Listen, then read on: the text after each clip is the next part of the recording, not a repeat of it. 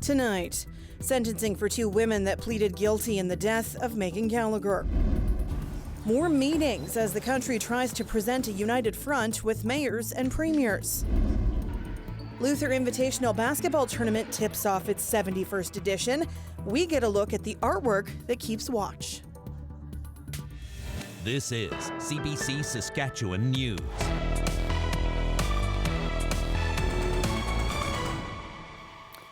It is Thursday, February the 6th, and the CBC Saskatchewan News starts right now. Hi there, thank you for watching. Two women are going to prison for their role in Megan Gallagher's death. The 30-year-old mother went missing more than 4 years ago in Saskatoon, and 2 years later, her body was found in the South Saskatchewan River near St. Louis. A judge sentenced Cheyenne Petatus and Summer Sky Henry to 7 years in prison, and the family is not impressed. The people that have perpetrated this, I think they're laughing at the justice system. Family and friends packed the King's Bench courtroom for Thursday's sentencing. Petatus and Sky Henry pleaded guilty to manslaughter. They were originally charged with first-degree murder. A publication ban prevents reporting of evidence heard. The family says the sentence does not match the crime. This trial was supposed to be for first-degree murder. And when hearing the things that we've heard, this is first-degree murder. We can't talk about the because of the publication bans, but in my opinion, this was first-degree murder. It's kind of counterproductive, though, with the publication bans on. How's the community supposed to know whether this is a relevant sentence or not? So again, the silence. You know, how can anyone make an informed decision when so much detail is hidden from the public? With credit for time on remand, that works out to about 6 years for Petatus and 5 years, 4 months for Sky Henry. Gallagher's stepmother, as she said, is not convinced a publication ban is for the greater good. It's in place to ensure a fair trial for the others accused. 9 people were charged in connection to Gallagher's death. Trials for 2 men accused of killing her are scheduled for later this year. Saskatoon Public School Division will lose 80 education assistants this month. The division says funding from a federal program called Jordan's Principle didn't come through. Helena Mahalik has more on the impact. Keldon Sanderson is worried about support for his son Caden. Caden is Indigenous and has been diagnosed with autism. He's been working with an EA through Jordan's Principle at his elementary school. He's so used to routine. With his autism, he knows who his worker is. He knows her by name. He gets excited when he knows when he has to go to school because he knows that he's going to be working with her.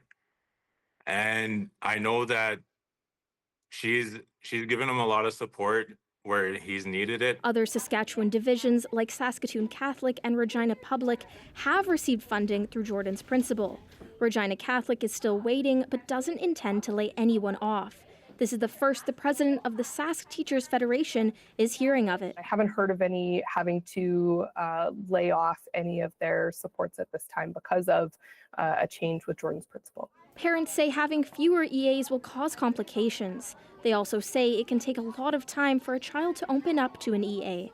Sanderson worries that his son's connection will be lost. That's really what those kids need, is that support with that one person who's able to understand them and able to be patient with them in class. In a statement, the province calls the situation disappointing. It also notes Saskatoon Public Schools received $286 million in operating funds. BCOT says it's not enough. The only reason that school divisions and families have turned to Jordan's Principle within education is because our provincial government has been underfunding education for so long, and these supports are needed and necessary for students to be successful. Saskatoon Public has 110 more temporary education assistants. Their contracts are up in the air. Right now, those EAs are funded until June because of a surplus from last year. A decision will be made in May if the division can afford to keep them. In the meantime, the STF is hopeful the province will step up and fill the funding gap. Helena Mahalik, CBC News, Saskatoon. Regina homeowners could be facing a hefty property tax increase. On Wednesday, Regina City Council debated an 8.5% increase in the mill rate. For the average household, that could mean an extra $320 a year. The city says the increases are necessary to fund major projects and to make up for lower increases in past years. It's not a done deal yet. The number still needs to be debated in March. That's when the city will iron out the final budget. Some councillors still want a smaller increase. Of course, we can't have, with the current economic environment that we're in, the rising costs, the inflationary pressures, we couldn't have a 0% mill rate increase. But I think we need to have a more measured increase. City Council will also debate library financing. The library is looking for a 5% increase to its own mill rate, another $10 a year for homeowners. Final budget deliberations begin March 17th. There's a major shakeup and corporate restructuring underway at Canada Post. CBC News has learned dozens of managers at the Crown Corporation are receiving layoff notices this week. Brett Ruskin is tracking the details. These layoffs include 3 senior executives, including Canada Post's chief financial officer. Now, in addition to that, there was around 50 or so managers that were given their layoff notices this week. The majority of those layoffs coming in the Ottawa region, some in Toronto, some in Montreal, and some in other parts of the country as well. Now, a spokesperson for Canada Post spoke to CBC News saying this is part of a corporate-wide restructuring and that it's not going to affect any day-to-day operations at Canada Post, parcel delivery, letter delivery, things like that, because these positions were internal management roles. They continue on to say that they don't have an estimate yet as to how much money this will save for the Crown Corporation, but they do say that there will be no unionized positions affected by these layoffs. Now, we know that there was the strike that took place late last year from mid-November until around mid-December for about a month or so, with operations shut down. Since that time, union representatives for Canada Post as well as management for Canada Post have been attending government hearings. The latest update on those hearings, as they try to sort through negotiations, sort out a new contract for workers, is that we should have a report into that process by around May of this year. Brett Ruskin, CBC News, Halifax. In Regina, the Luther Invitational Tournament is celebrating its 71st year. The longest-running high school basketball tournament in the city is about more than what happens on the court. It's also about the art that adorns the walls of the gym. I think it goes back to, I want to say 94 is the last time I can find evidence of them having a specific theme. And then over the last 20 years that I've been here, we've had a different theme every year. So yeah, we're trying to build in the history of the art, along with sort of, the archives, along with, not just the banners that get hung, but also the art that the kids create each year. Tonight is Blitz night, and it's basically a time where we all catch up on things that we need for the tournament, like art pieces, other decorations that work to make our tournament as best as possible and fit our theme. Lots of jobs to do. There's panels to paint, but there's also boards to hang. Kids get to use a drill. They get to, cut things out, hang things, and take ownership of all the stuff that you see around the school and in the gym. The theme this year is Hollywood. So for our panel that I'm making with a few other students, we're doing a panel of Top Gun, and it'll have LeBron James in the middle, and then on the side is some Top Gun characters. So that's a little bit of a way that we incorporated Hollywood into our panel. I think we have usually around 60 to 80 committee members, which is all grade 11 and 12s. And then we have our teams who are involved, like our junior teams are gophering for everybody, our senior teams are playing.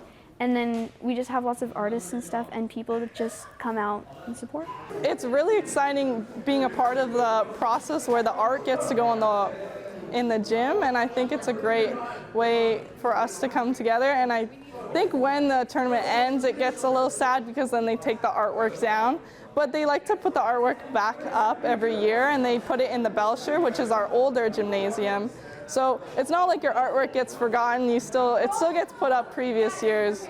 It really makes us unique compared to other tournaments. Just the way that the student body gets involved in making sure that we have halftime shows, having all these wonderful decorations to decorate our gym. Because I've never seen this before in other schools. I think it's great that everyone wants to be involved.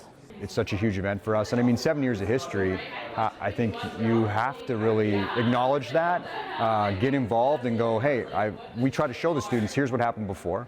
You know, this is how you dress up. These are some of the songs we sing, and we try to maintain those while also allowing them to create their own traditions and start their own thing.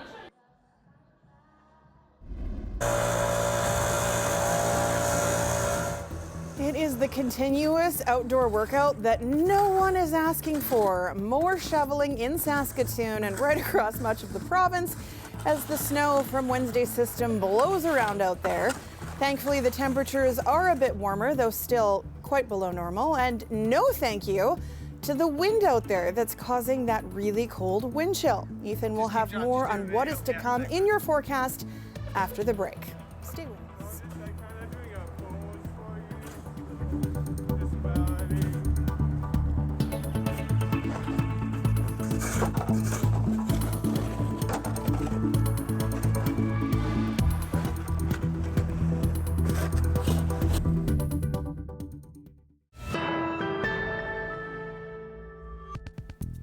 Donald Trump's tariff threat continues to create worry and work at all levels of government. The Prime Minister met with major city mayors to talk about their role on Team Canada, a day after his latest talks with premiers. Kate McKenna reports. The Prime Minister reiterated again today Canada's got a plan to stay resilient against Donald Trump's tariff threat. We're doing more than just bracing ourselves. He spoke to the mayors of Canada's big cities, who say they play an important role on Team Canada. We are the engines of growth and innovation and opportunity. And at times, like these times of uncertainty, it is cities, not only the provinces and the federal government, but it is cities that must take action. They're talking about diversifying trade and knocking down interprovincial trade barriers. We're convening provincial and territorial leaders to do the vital work of breaking down the barriers that hamper interprovincial trade.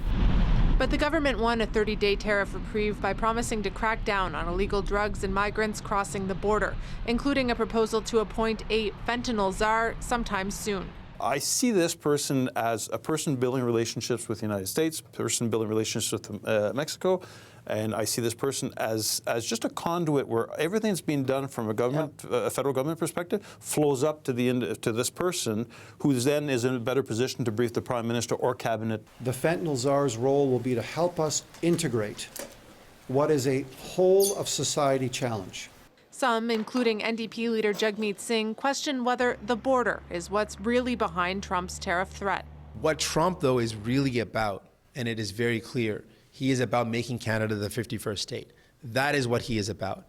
He has made that very clear. We don't need to guess about what his intentions are. He has repeated it. Canadian premiers are heading to Washington next week. They'll be meeting with American lawmakers and trying to convince them that tariffs are a bad idea. Kate McKenna, CBC News, Ottawa. Have those looming tariffs made you want to shop for more Canadian-grown, Canadian-made products? YQR Coupon Bay has you covered with tips on how just to do that without spending a lot of money. But we'll see, because it's a full basket of stuff. My name is Bryce Ocampo, also known as the Coupon Bay. I have $25 with me, and I'm going to take you shopping with me as I look for products of Canada and items of made in Canada. You would assume that President's Choice, that all of those items are product of Canada, but they're actually not. If you look closely here, these carrots are a product of USA. But today, these carrots are on sale for $3 and they are a product of Canada. Another PC product, but you can see that it says product of USA. But there's also other lettuce you can choose. There's live lettuce, and you can see it says product of Canada. Very popular item in cooking is onions, and it's a product of Canada. Now we make it to the packaged meat section, and I'm checking out maple leaf because maple leaf is also Canadian. These are on sale for $3, so I'm grabbing these. Just looking here at bacon options, but if you read closely, that you can find the maple leaf sign, and then here, this one is made with pork raised by Canadian farmers. I was gonna save this for last, save the best for last, but since we're here already, Purex is a Canadian company, so made in Canada. It's on sale for $7 today, and I do have a coupon for $5, so I'll be getting it for $2. Now I'm gonna haul this around the store. Cavendish Farm, yay, because these are good. Cavendish is a Canadian-made product. There you go, proudly Canadian company. Canada A, so I don't know. But like Green Giant, grown and packed in Canada. Now the fun part, ice cream. One of the popular brands is Chapman's ice cream and it's Canadian. They're on sale today for $3.99. Usually we just do the maple leaf, but this is a fancy flag. Earth's Own. These are vegan milk and their oats are actually grown in Saskatchewan. And they're on sale today for $2.49. And there's a cattle cashback offer for $1 back. So each one will be $1.49. We are here checking out No Name canned foods, and I just wanted to check if No Name is, you would think that they're all gonna be Canadian products, but if you read the label here, this one is a product of China, and that is for the sliced mushrooms. I'm not sure with this one, but you can scoot over here, grown and packed in Canada. At some grocery stores, they actually have at the end caps some items from Saskatchewan that are like locally here. I have my Purex coupon. Check out 51 cashback. So I spent $33 in store and I'm gonna get $3, so I'm at $30 now. And then I have the cattle cashback app, so that's $1 back. 29 bucks for all of this, not bad. All products of Canada too.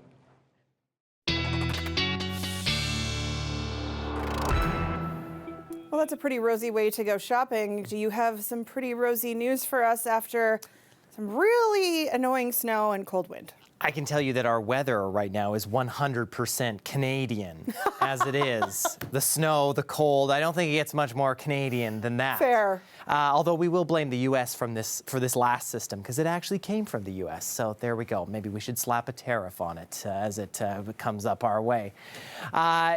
We got a lot of snow in certain places. I don't think that's really a surprise to anybody. Vibank picking up around almost 20 centimeters in the last couple of days here. Regina, we got in that range of about 15 to 18 centimeters. If you were in places like Norquay, which is in east central Saskatchewan, or near Radisson, just northwest of Saskatoon, it was kind of in that 15 centimeter range or so again, over the last 2 days or so, I think is how those totals piled up. And near Outlook, about 10.5 centimeters. So all of us getting kind of a good dump of snow these last couple of days here. And this is how it played out in terms of snow depth, the snow pack. And you can really see it beginning to kind of fill in there in that 45 to 60 centimeter range where the snow fell. I want to focus in on Regina for a second here because our snow depth is now, again, between 45 and 50 centimeters, and that's quite a bit above the average February snow depth.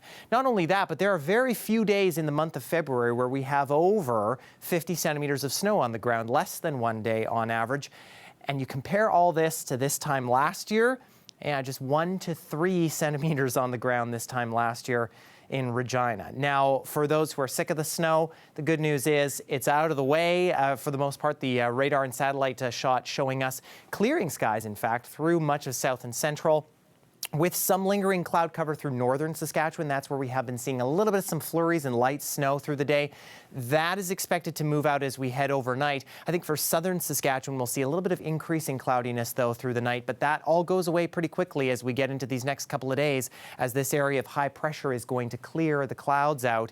And especially as we get into the first part of the weekend, I think that's going to be staying with us. Next little system moves through on Sunday, but I don't think it's going to bring much snowfall, mostly just cloud cover for a lot of us, with the chance of flurries as that cloud cover sticks around for much of Sunday. Winds with that high pressure also thankfully going to be diminishing, although we have seen travel not recommended still on some highways, and visibility is reduced with that the wind picking up, blowing that fresh snow.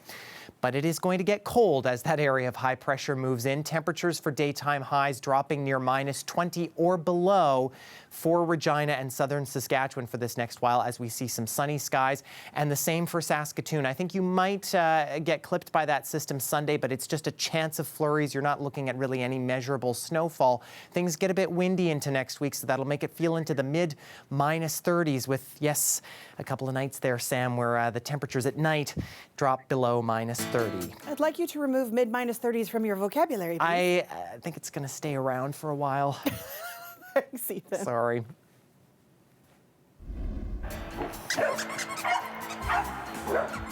Get set for the Fur to Fly Puppy Bowl 21, returning this Sunday just ahead of Super Bowl. Over 140 rescue pups from shelters across the states are set to compete in the annual Super Bowl for puppies.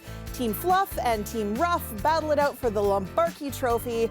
And of course, this is all to encourage pet adoptions. We'll be back after the break.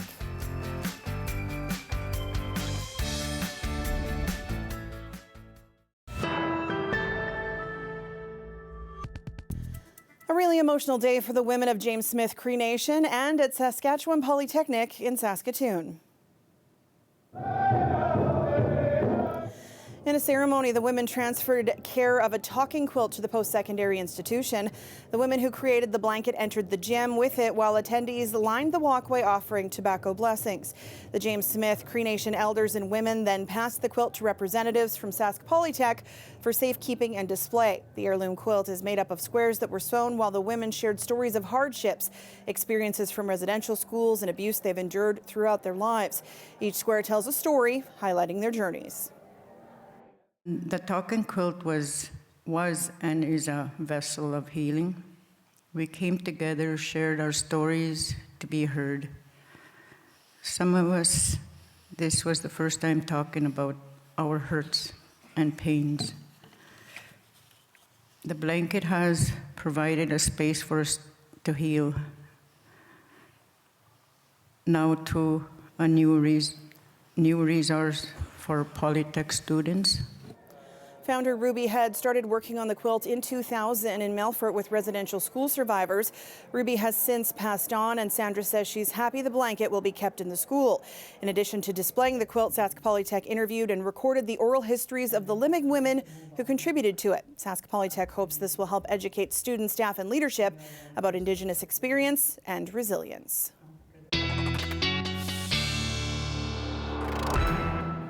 And Ethan is back with one last look at your 100% Canadian weather. And it's sure going to feel like it again because temperatures dropping back into that minus 20 to 25 range. The winds will diminish, though, so not as fierce of a wind chill as we had overnight, although a lot of us seeing cloud cover build back in, especially in the south. For northern Saskatchewan, flurries and light snow ending overnight as those temperatures drop back into the mid-minus 20s.